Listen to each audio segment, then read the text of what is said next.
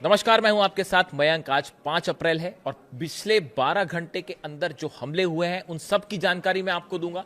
देखिए, इस वक्त एक बेहद अहम खबर आ रही है। मैं आपको बताऊंगा अरब में कहां हमले हुए, इसराइल में कहां हमले हुए, लेकिन इसके अलावा एक बहुत बड़ा अपडेट आ रहा है अमेरिका से। बताया यह जा रहा है कि डोनाल्ड ट्रंप को अमेरिकन इंटेलिजेंस एजेंसीज की तरफ से एक खुफिया रिपोर्ट सौंपी गई है और जिसमें यह कहा गया है कि ईरान ने एक बड़ा प्लान तैयार किया है कि हो सकता है आने वाले कई महीनों तक, हो सकता है साल से भी ज्यादा, ईरान हॉर्मूज को नहीं खोलेगा।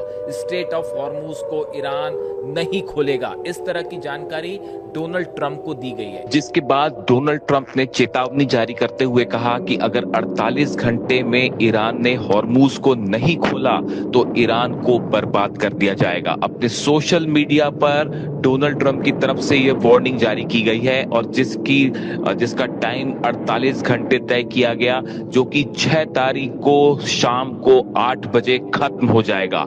अब सबकी नजरें हैं कि 48 घंटे बाद डोनाल्ड ट्रंप क्या करने जा रहे हैं और क्या ईरान पर कोई बहुत बड़ा हमला होने वाला है। एक बड़ी बैठक होने जा रही है अमेरिका में, इस तरह की जानकारी है, जिसमें अमेरिका की तीनों सेना के प्रमुख शामिल होंगे, डोनाल्ड ट्रंप शामिल होंगे, इसके अलावा इंटेलिजेंस ऑफिसर्स जितने बड़े हैं सब शामिल होंगे। और इस बैठक में अब यह प्लान तय होगा कि अगर ईरान हॉर्मूज को नहीं खोलता है तो इस सिचुएशन में आगे क्या किया जाए। देखिए, मैंने आपको अपने पिछले वीडियो में बताया था जितने सारे बड़े वॉरशिप्स हैं अमेरिका के, वो एक बार फिर मिडिल ईस्ट में हैं। चाहे जॉर्ज डब्ल्यू बुश हो, अब्राहम लिंकन हो, जेरल्ड आर फोर्ड हो, ट्रिपोली हो।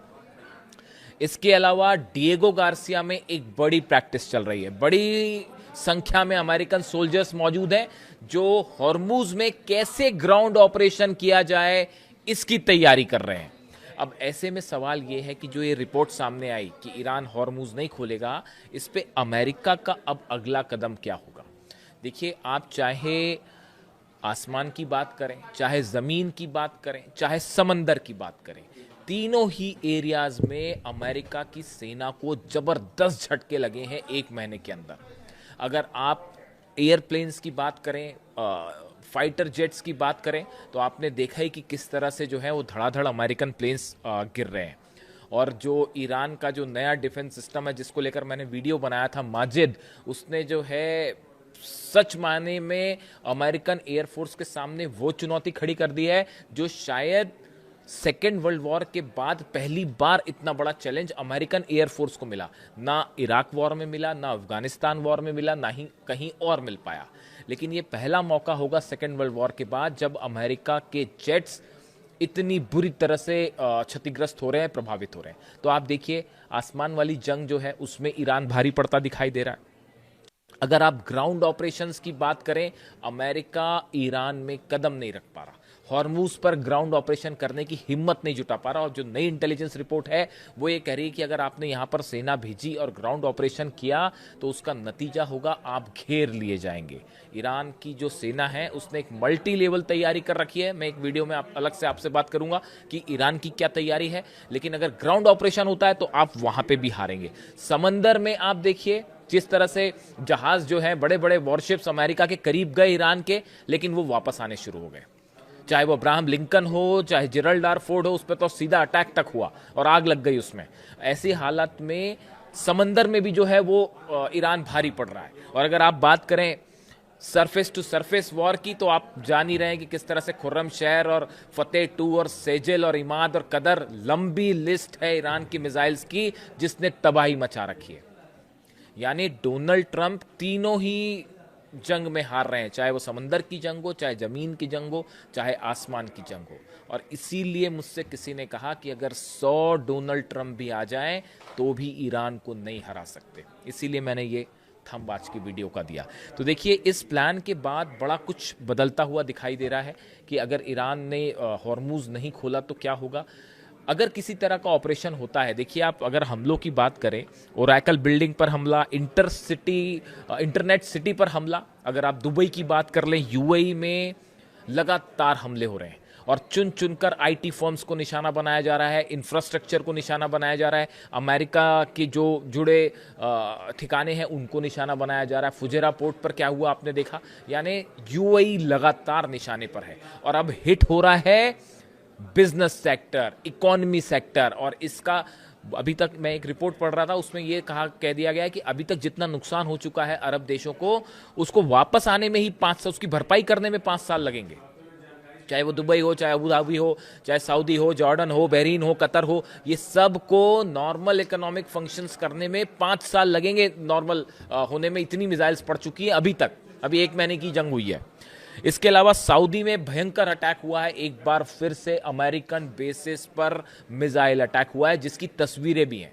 यानी देखिए सऊदी में इसमें हालांकि मेरे एक मित्र हैं, वो यूएई में रहते हैं, उनसे मेरी चर्चा हो रही थी, तो वो इस बात को लेकर उनका ये पॉइंट ऑफ व्यू था, जो उन्होंने ये कहा कि देखिए सऊदी से ज़्यादा हमले यूएई पे हुए हैं और दोनों के हमलों का नेचर थोड़ा सा अलग है। अगर आप देखें सऊदी में जो निशाना बनाया जा रहा है वो अमेरिकन बेसिस को निशाना बनाया जा रहा है, अमेरिका की सेना से जुड़े इंस्टॉलेशंस पर ज्यादा हमले हो रहे हैं, उस एयरपोर्ट पर हमले हो रहे हैं जहां अमेरिकन सोल्जर्स हैं, या फिर ऐसे ठिकानों पर जो मिलिट्री बेस है बाय एंड लार्ज। लेकिन यूएई पे हमले कहां पे हैं, ओरेकल पर हमला हो रहा है, जो आईटी फर्म्स हैं उनको निशाना बनाया जा रहा है, इंडस्ट्रियल एरिया को निशाना बनाया जा रहा है, इंडस्ट्रियल हब्स को निशाना बनाया जा रहा है।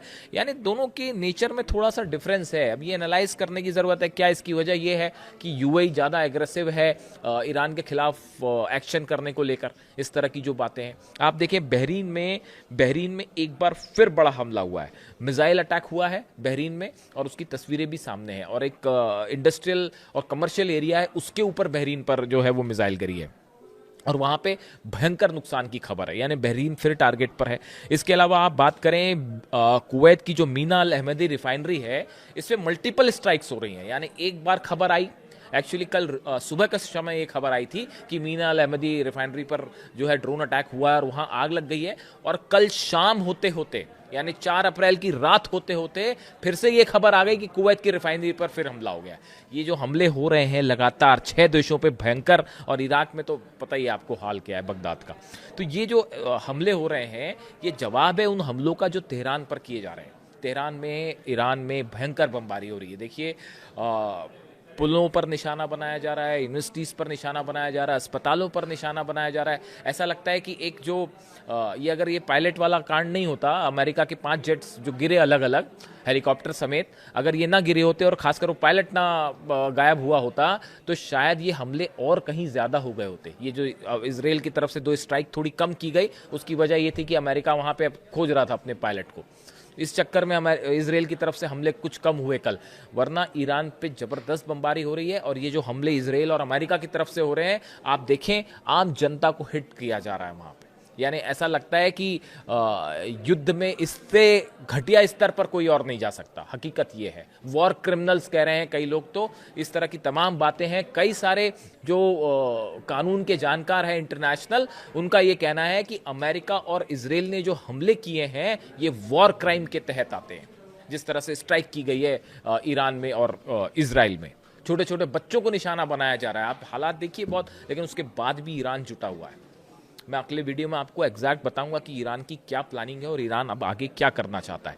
लेकिन आप देखिए जो हॉर्मुज वाली फिर से एक बात है कि अब डोनाल्ड ट्रंप आगे क्या करेंगे। डोनाल्ड ट्रंप बुरी तरह से फंस गए कि अब अगर ग्राउंड ऑपरेशन करते हैं तो ग्राउंड ऑपरेशन करने के लिए उनको चाहिए अरब देशों की मदद। बिना अरब देशों की मदद के ग्राउंड ऑपरेशन नहीं हो सकता, क्योंकि आप ईरान के 1000 किलोमीटर के डिस्टेंस पर जैसे ही अमेरिकन जहाज आए, चाहे वो ट्रिपोली आए, चाहे अब्राहम लिंकन आए या जेरल्ड आर फोर्ड आए, उस पर सीधा मिसाइल स्ट्राइक्स होंगी। यानी ये डिस्टेंस आपको मेंटेन करना है। दूसरी चीज ये है कि अगर ग्राउंड ऑपरेशन आप करते हैं तो बिना बैकिंग के वो ग्राउंड ऑपरेशन नहीं हो सकता। लगातार इस तरह की खबरें आई। देखिए परसों रात को एक इंटरेस्टिंग खबर थी। इंटरेस्टिंग क्या खबर थी? हमलों की खबर थी।